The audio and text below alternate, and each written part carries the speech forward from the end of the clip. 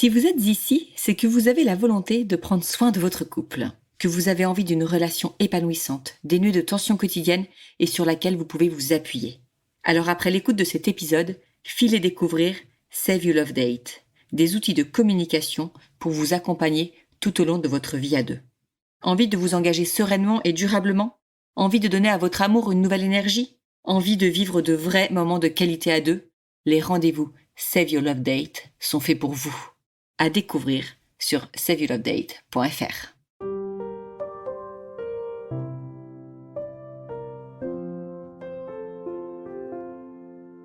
Bienvenue sur Au cœur du couple, le premier podcast qui vous donne la parole sur votre vie de couple. Je suis Swazi Castelnerac, créatrice du concept Save Your Love Date.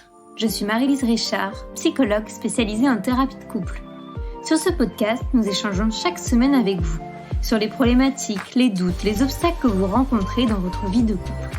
Et nous vous livrons des outils concrets pour vous aider à construire la vie de couple à laquelle vous aspirez.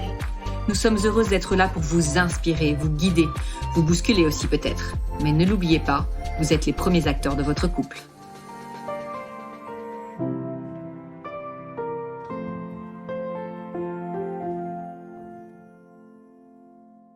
Dans cet épisode, nous recevons Diane, 47 ans, mariée depuis 21 ans et maman de 3 enfants, de 16, 13 et 10 ans. Leurs premières années de mariage ont été heureuses, ils faisaient équipe de façon naturelle. L'arrivée des enfants, les changements professionnels ont progressivement modifié leur rapport, les amenant davantage à être l'un contre l'autre que l'un avec l'autre. De nombreux sujets peuvent être source de compétition et d'affrontement, laissant peu de place aux échanges et au partage. Comment réintroduire dans son couple l'esprit d'équipe? Telle est la question de ce nouvel épisode d'Au cœur du couple. Alors bonjour, bienvenue à tous sur ce nouvel épisode d'Au cœur du couple aujourd'hui. Donc on a à notre micro Diane. Bonjour Diane. Bonjour. Bienvenue. Merci de m'accueillir. C'est un plaisir. Alors écoute, on va rentrer tout de suite dans le vif du sujet. On va faire connaissance avec toi. Est-ce que tu peux en quelques mots, nous dire qui tu es et ce qui t'amène à nous? Alors j'ai 47 ans, je suis mariée depuis 21 ans, mon mari a 48 ans, nous vivons dans les Hauts-de-France et nous avons 3 enfants de 16 ans, 13 ans et 10 ans. Mon mari travaille beaucoup dans une société de services et moi, après une reconversion professionnelle, je travaille dans le milieu paramédical. Et ce qui m'amène à contacter Au cœur du couple, c'est une problématique sur notre équipe de couple qui justement ne fait pas équipe, avec un conjoint qui pour moi est plutôt dans la team compète plutôt que dans une équipe de couple. Et ça me pose vraiment souci, je sais pas trop comment passer à l'autre braquet.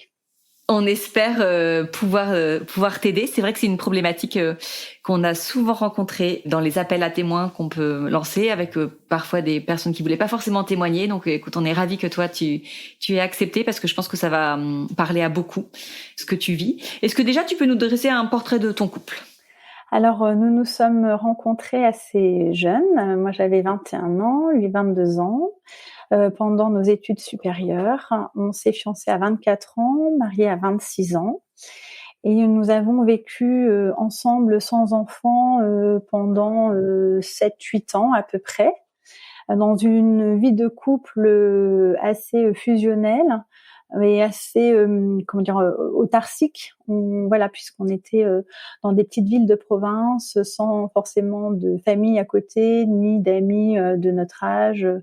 Donc, on était vraiment beaucoup ensemble. On partageait vraiment tout au quotidien. On faisait vraiment tout à deux, sans se poser vraiment la question de manière assez naturelle.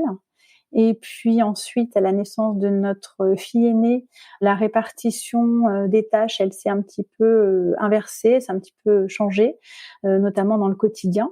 Et puis ensuite, c'est vrai que mon mari a régulièrement changé de région pour son travail, que je l'ai toujours soutenu dans ses changements professionnels et dans ses mobilités, où là j'avais l'impression justement de faire équipe et de moi justement de me mettre un petit peu plus en sommeil, de démissionner à chaque fois, de me repositionner pour pouvoir le suivre.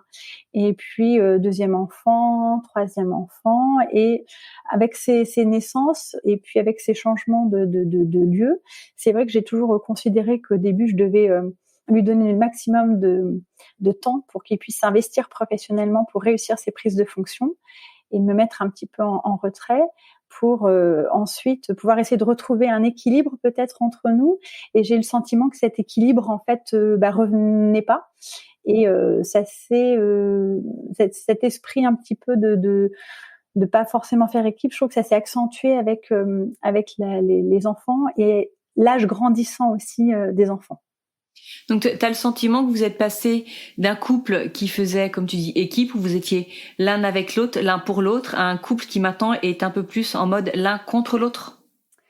Oui, exactement. Ouais, c'est tout à fait ça. C'est plutôt un peu compter les points. J'ai fait ci, toi t'as fait ça. Ah oui, mais la dernière fois c'est moi qui l'ai fait. Enfin, oui, effectivement, c'est plutôt le ping-pong. Et est-ce que tu peux nous donner un ou deux exemples dans votre quotidien de là où tu ressens ça, ce mode de compétition, comme tu dis?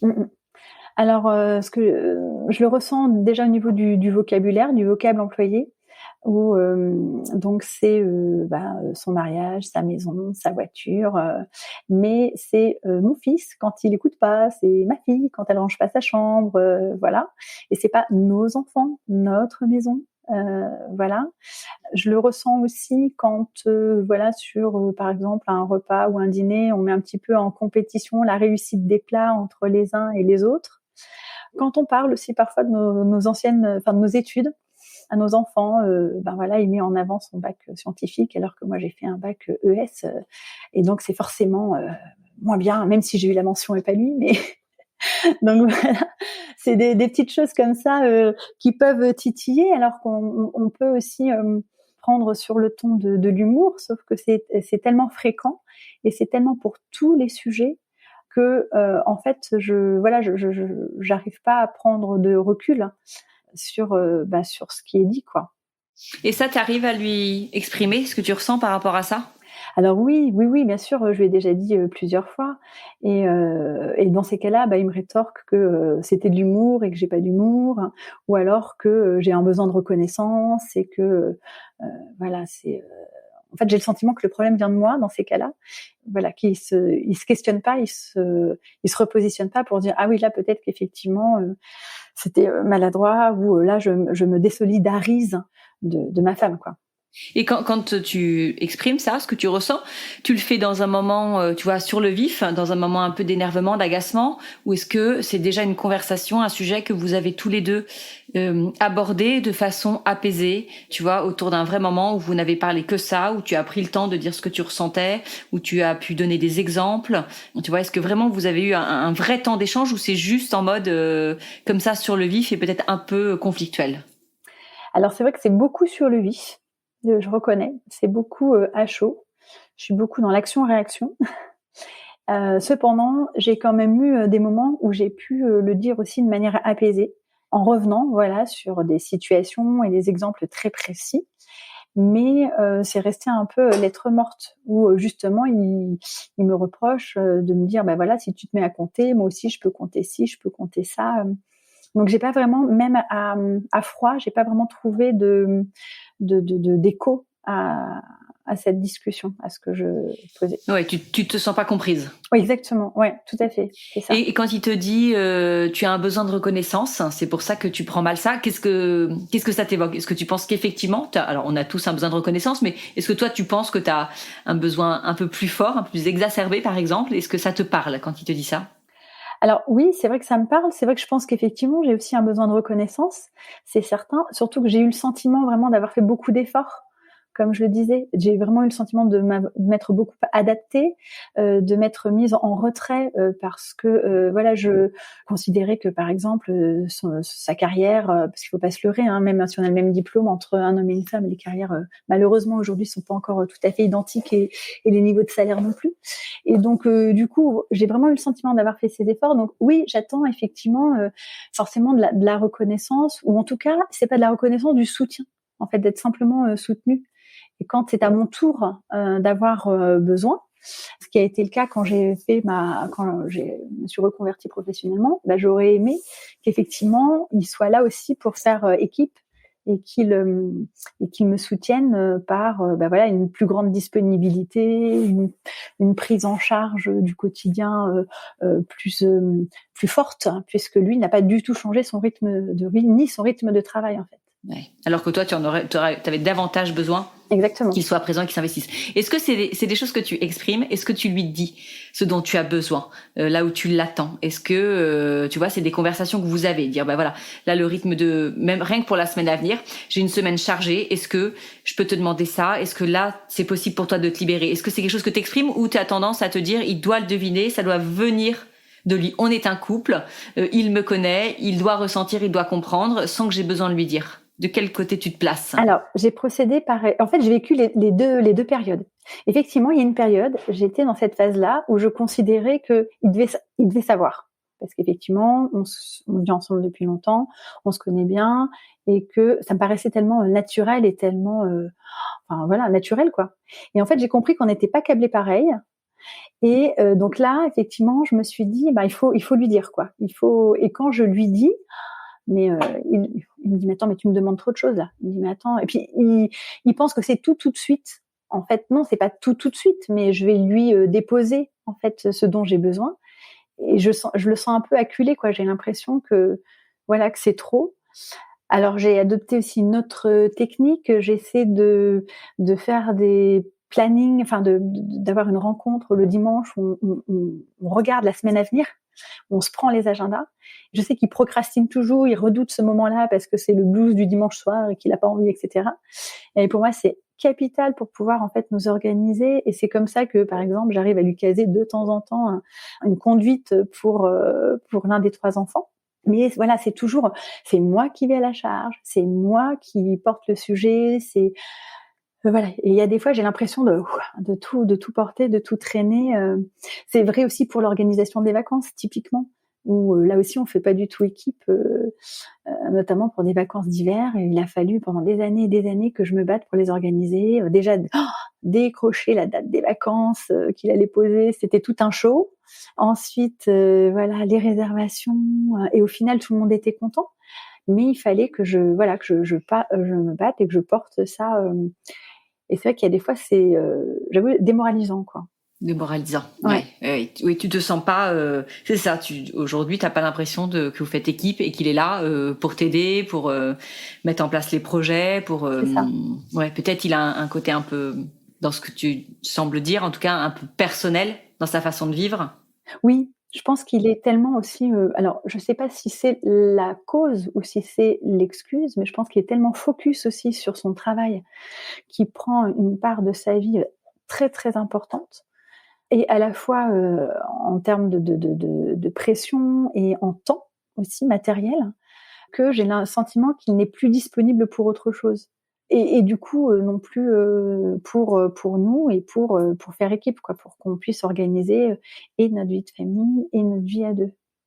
Et est-ce que tu as essayé de mettre des choses en place pour ça, pour améliorer? Donc, tu nous as dit qu'effectivement, tu avais fait la méthode où il est censé deviner, puis tu t'es dit non, je vais essayer de parler. Tu mets en place le dimanche soir, ce planning. Est-ce qu'il y a d'autres choses, peut-être un peu plus de fond? Oui, alors dans notre parcours de vie à deux, on a donc participé à des rendez-vous de couple qui s'appellent Alpha Couple, et qui sont organisés à raison de 8 soirées avec une thématique par soirée. Donc il a par contre volontiers accepté de se prêter à l'exercice. Et c'est vrai que c'était peu de temps après la naissance de notre 3e, puisqu'effectivement, avec l'expérience des 2 aînés, je voulais pas revivre un peu le même schéma. Et donc ça c'était plutôt un temps partageant ensemble, agréable. Mais je dirais qu'après, la difficulté, c'est que le soufflet est retombé, en fait. C'est que ça s'est pas concrétisé. Alors peut-être aussi de mon fait, je sais pas. Et puis voilà. Puis récemment, j'ai donc acheté les cahiers de Sealed sur le return date. Oui, le rendez-vous spécial pour la rentrée. Le rendez-vous spécial pour la rentrée, voilà, exactement. Je trouvais que c'était une superbe idée. Et donc pendant les vacances, on a fait la partie bilan. Et je m'étais dit qu'à la rentrée, on ferait la partie projection et organisation. Qui t'intéressait davantage. Qui m'intéressait davantage, exactement. Et puis pour pas subir, ces rentrées Et puis finalement, en cette deuxième partie, on n'a jamais réussi à la caler parce que là encore, il faut que je me batte pour trouver une date. Parce que le samedi, c'est les conduites, l'organisation, et parce que le dimanche, il retravaille à nouveau pour préparer sa semaine professionnelle. Ouais, donc vous n'avez pas beaucoup de temps à deux, Non. Vous n'avez plus beaucoup. Non, Ouais, de temps vraiment de couple avec les. Exactement. Ouais, ce que vous avez beaucoup connu au début quand vous étiez que tous les C'est deux. ça, exactement. Ça c'est plus dans votre vie d'aujourd'hui.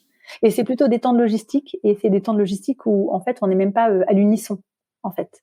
Oui, en plus. En plus, ouais. Donc effectivement, oui, encore vous auriez cette complicité, vous feriez équipe dans ces moments-là. Bon, ça serait productif pour le couple, mais en plus c'est des moments où toi tu ne te sens pas entendu, lui se sent acculé par ce que tu peux lui demander. Donc effectivement, c'est pas. C'est ça, exactement.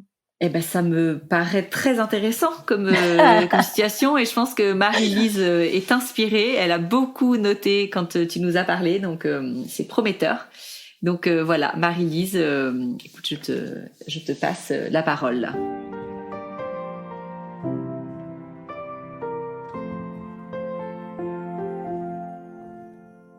Merci beaucoup Diane pour ton retour et la précision de tes propos. Hein. Merci beaucoup. Pendant que je t'écoutais, je réfléchissais à ce que tu disais. J'ai juste axé là mon retour en deux parties, une analyse plus ou moins fine qui sont plus des hypothèses un peu sur peut-être le pourquoi du comment, si ça peut t'amener à réfléchir, et après une autre petite partie peut-être sur des outils ou peut-être des choses que vous pourriez mettre en place, des idées qui me sont venues à l'esprit. Dans la réflexion que j'avais là, j'avais dans l'idée aussi souvent quand les couples, il y a des compétitions un peu comme ça qui se mettent en place. C'est un peu justement, c'est ça, on est l'un contre l'autre, il y a une forme de guerre qui se met en place. Et parfois, ça peut être des rancunes ou une culpabilité ou des choses qui se sont passées qui n'ont pas été un peu digérées. Et comme si on refaisait payer un peu à l'autre à chaque fois, parce qu'on s'est jamais vraiment dit. C'était des petites choses du quotidien. Puis en fait, ça s'accumule. Soit parce que, comme tu l'as dit, il peut y avoir de la reconnaissance, on ne s'est pas senti reconnu, mais peut-être l'un comme l'autre à une période de la vie. Ou peut-être qu'on aurait eu besoin de plus de quelque chose à un moment. Mais en tout cas, ça peut aussi expliquer parfois cette mise en place un peu de combat en fait au quotidien. Il y avait d'autres choses qui pouvaient aussi expliquer ça, donc le besoin un peu de reconnaissance mais des deux partenaires. Hein. Ça peut être lié, c'est ça, à un manque d'estime. Parfois, en fait, comme si aussi on avait besoin de briller au détriment de l'autre. Et ça, c'est quelque chose que j'observe dans les familles, qu'on peut apprendre aussi un peu sous une forme d'héritage familial, mais comme si pour exister, c'est forcément au détriment de l'autre. Comme si on savait pas exister pour soi, parce que soit on n'a pas une estime de soi assez solide, ou parce que on n'arrive pas à apprécier la valeur que l'on a, mais avec cette idée que on n'existe que si on est dans la comparaison vis-à-vis de l'autre et qu'on est mieux que quelqu'un. Donc en fait, son moyen peut-être de dire, quand même, je suis un bon père ou je suis un bon mari, c'est parce que là, j'ai fait mieux que toi. Alors qu'il peut juste être bon dans son domaine. Donc ça, je trouve ça hyper intéressant parce que c'est quelque chose aussi, ça peut, toi, t'indiquer aussi en tant qu'épouse, mais aussi en tant que maman, quelle image aussi on donne aux enfants. Parfois, on peut le voir avec des enfants qui ont tendance à comparer. On va dire, t'as fait mieux que ta sœur et tout ça. Et je pense que c'est vraiment quelque chose à pouvoir bannir. Comment on peut mettre en avant ses fiertés, ses plaisirs, sans que ce soit forcément dans une comparaison vis-à-vis de l'autre, ou d'un système, ou d'un copain, ou d'un collègue, avec cette idée toujours de compétition, mais ça peut être quelque chose qu'il a appris aussi dans son travail. Je sais pas quelle est l'organisation de son travail, mais ça peut être quelque chose qui se développe aussi dans la sphère professionnelle. Et ça, t'en as parlé avant en aparté, mais t'as parlé aussi parfois comment avec vos enfants, il peut faire groupe un peu, mais contre. Dans ma formation, là, en systémie, on appelle ça faire des coalitions. Et en fait, à l'inverse d'une alliance où on va s'unir face à une épreuve pour affronter une épreuve ensemble, où là, on fait équipe, une coalition, c'est qu'on s'unit contre quelqu'un. Et c'est pareil, il y a des systèmes familiaux où, en fait, on arrive à s'entendre et à s'unir que quand on fait des coalitions. Ça veut dire quand on s'unit contre quelqu'un. Et ça peut être aussi un apprentissage qu'il a peut-être dans sa famille ou dans sa façon de faire, j'en sais rien, dans sa sphère professionnelle ou autre, mais qu'on est unis que quand on est contre quelqu'un. Donc ça, c'est juste des pistes, des hypothèses que je donne aux auditeurs pour analyser, pour faire des hypothèses de réflexion, mais peut-être aussi comment on peut, toi, déconstruire ça ou ne pas rentrer dans le jeu, tout simplement. En fait, dans les outils que je vais pouvoir te donner, ça va être de ça, de ne pas rentrer dans le jeu, en fait. Par exemple, là, par rapport aux coalitions contre quelqu'un, ça va être comment laisser glisser. Si par exemple, même si c'est pas facile, hein, mais si on alimente par exemple un effet de guerre de les garçons ils sont mieux que par exemple que les filles, et qu'on dit mais n'importe quoi, c'est pas vrai, on alimente cette coalition qui est contre et on alimente que c'est comme ça qu'on fonctionne quand on est unis les uns contre les autres, qu'on peut se rapprocher quand on est les uns contre les autres. Donc ça, c'était une idée déjà par rapport à ça. On a pas mal parlé là des petites remarques au quotidien, de compétition. Moi, je pense que c'est important, même sans que ça parte en débat, en fait, pareil, mais que ça puisse être juste dit, même si c'est à chaud, même l'exemple qu'on peut donner aux enfants, mais qu'on laisse pas passer quelque chose qui fait mal au cœur à quelqu'un, en fait. Si il te fait des remarques blessantes, juste pouvoir dire, ça me met mal à l'aise ce que tu dis là, que mon plat est meilleur que toi, ça me met mal à l'aise. Juste pouvoir dire ça, il dit, mais t'as pas d'humour, peut-être que c'est ça, mais juste ça me met mal à l'aise. Et sans rentrer plus loin, mais juste que ça puisse être entendu, en fait. Vous pouvez en revenir à froid après sur ça, mais le souci, c'est que je pense que là, le profil que tu décris de ton mari, à voir quel outil on va pouvoir mettre en place, mais je pense que trop de discussions, ça tue la discussion pour lui. C'est pas quelqu'un qui est propre à trop parler. Donc je me dis déjà injecter des petites phrases courtes, qu'on puisse dire juste ça me met mal à l'aise, ça, et ça s'arrête là, juste qu'on puisse entendre que on reste pas avec quelque chose qui nous met mal à l'aise. Et après, moi, on a beaucoup parlé là du fait de faire équipe. Comment, dans votre couple, progressivement, ça n'a pas été rediscuté, remis en place. Il y avait une équipe très soudée où vous faisiez vraiment tout ensemble et c'était assez naturel. Avec cette idée justement à l'arrivée des enfants, ça va continuer naturellement. Et au final, progressivement, votre couple s'est un peu effrité sur la fonction d'équipe. Je sais pas si c'est très correct dit comme ça, mais dans cette idée que vous avez perdu ces compétences-là, en tout cas, vous plutôt, au-delà de les perdre, peut-être que vous ne les avez plus développer et utiliser. Ça, je pense que c'est faut pas viser trop haut tout de suite, dans le sens où ça n'a pas été re-questionné par étape par étape, et il y a eu tellement de changements, et peut-être ce que j'ai pu dire au début, des frustrations qui se sont mises en place, qu'on peut pas rechanger radicalement un mode de fonctionnement qui a été là mis en place durant plusieurs années.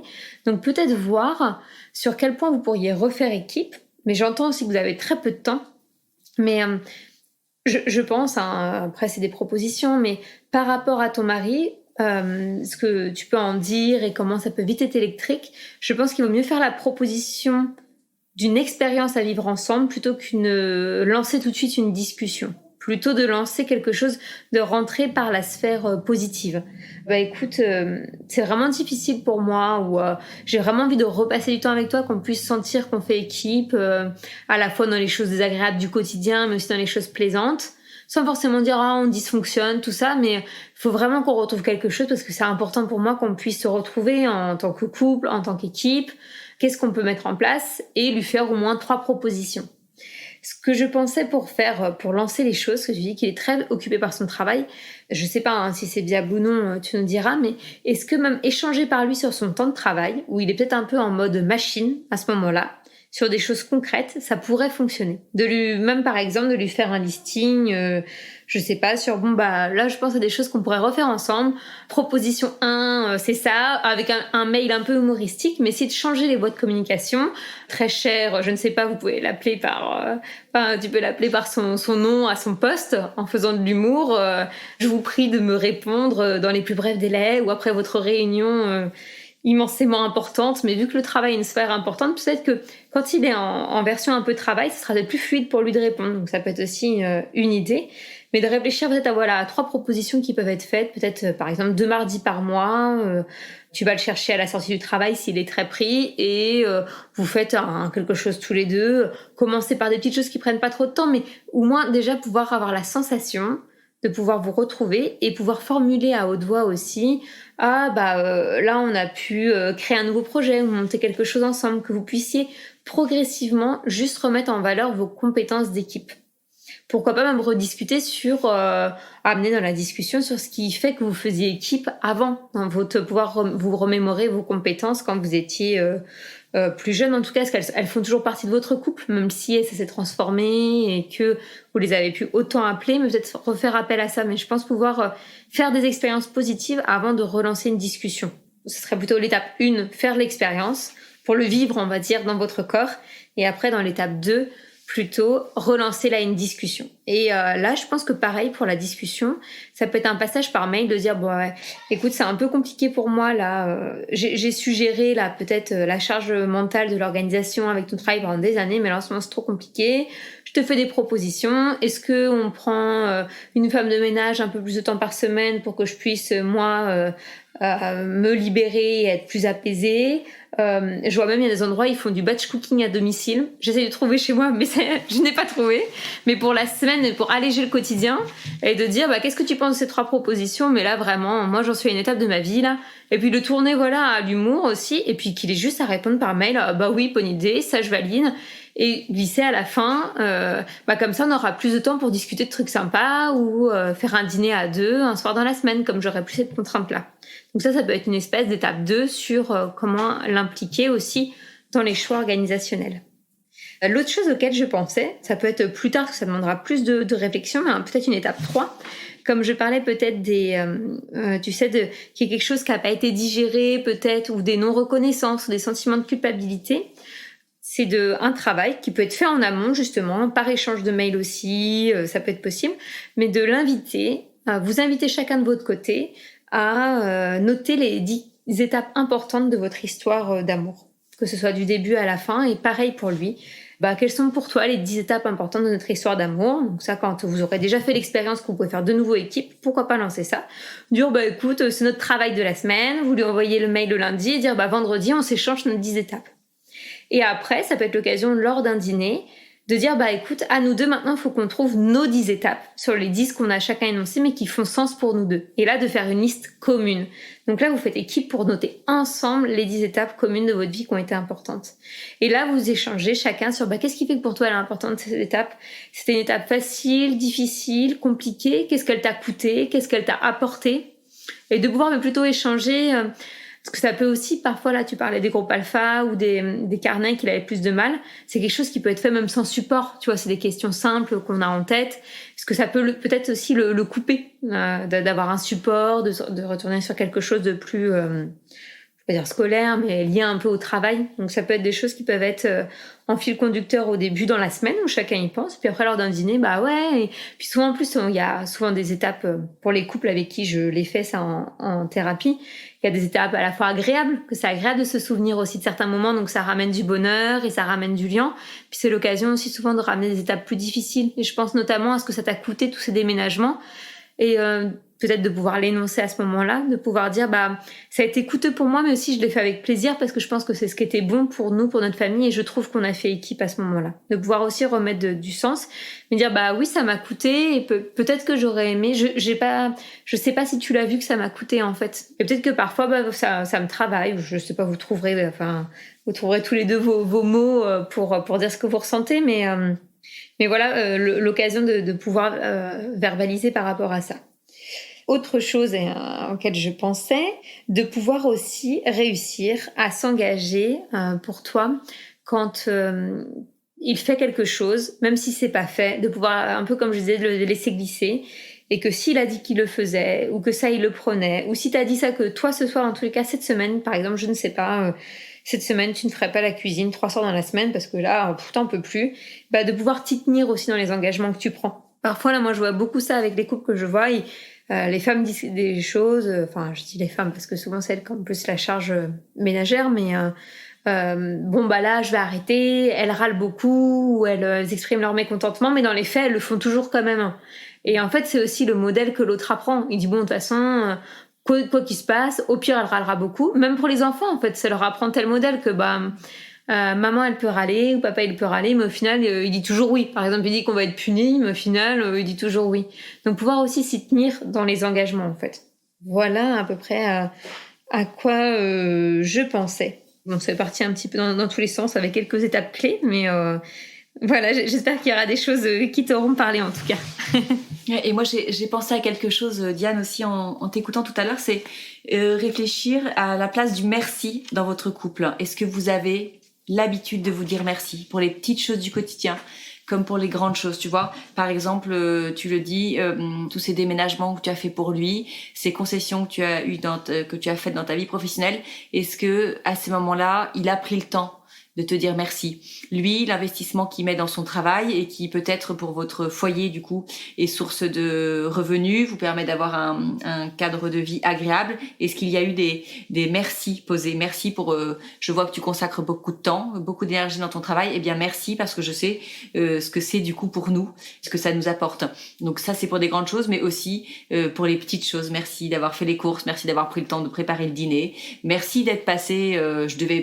C'est moi qui devais passer prendre notre fils à la sortie, j'ai pas pu, merci de l'avoir fait. C'est vraiment des merci que l'on pose avec dans un contexte solennel, et puis les petits merci de la vie quotidienne. Et moi je trouve que, enfin en t'entendant, je pense que c'est quelque chose qui pourrait être remis en place. Donc peut-être qu'il va être surpris si toi, tu vois, dès demain tu le fais, il va te dire tiens c'est bizarre, pourquoi est-ce qu'elle me dit merci pour ça, mais qui va en fait trouver que c'est agréable, et puis que du coup ça va lui apprendre à en faire autant, et que toi ça va t'aider en fait, puisque tu le disais, on en parlait un peu de ce manque de reconnaissance et ce besoin de reconnaissance, hein, on le redit qu'on a tous, mais c'est un tout petit mot, c'est 5 lettres, mais bien utilisé, bien placé, et souvent ça a un effet incroyable en fait. Donc voilà, moi c'était un peu l'idée que j'ai eue, entre autres en t'écoutant, et puis bien évidemment, mais ça je pense que Marie-Lise elle l'a très bien dit et appuyé là-dessus, ce besoin je pense que vous avez de refaire vivre votre couple, de retrouver cette entité qu'est votre couple, vraiment de vous replacer comme ça, ce que vous avez connu pendant longtemps, ce que vous avez a priori aujourd'hui un peu perdu, et vraiment avoir reprendre cette conscience et redonner du temps à vous deux, à votre couple. Ça, je pense que ça, et de tout ça découlera évidemment beaucoup de choses pour l'organisation de votre vie quotidienne et le vécu de votre vie quotidienne.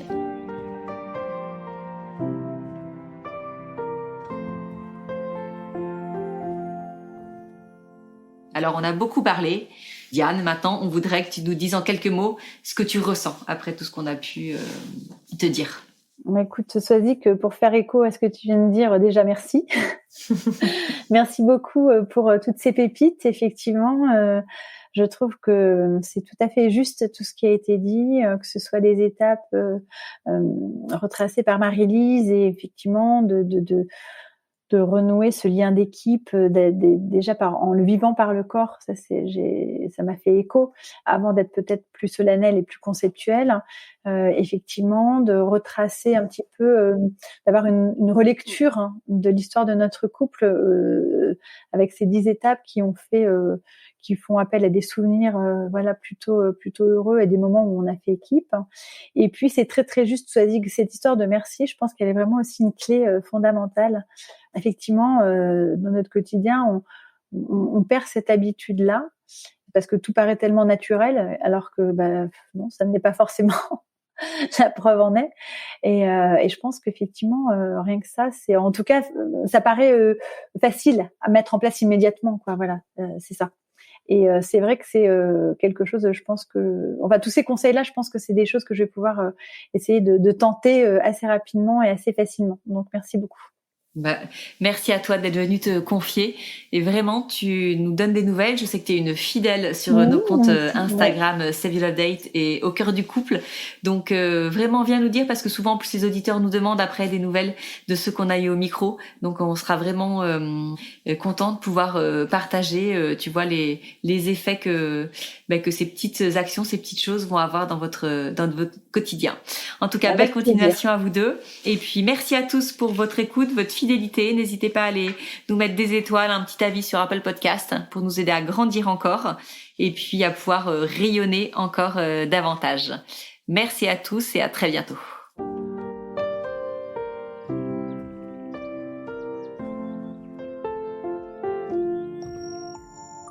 Si vous aussi vous rencontrez des difficultés dans votre vie de couple, venez nous en parler.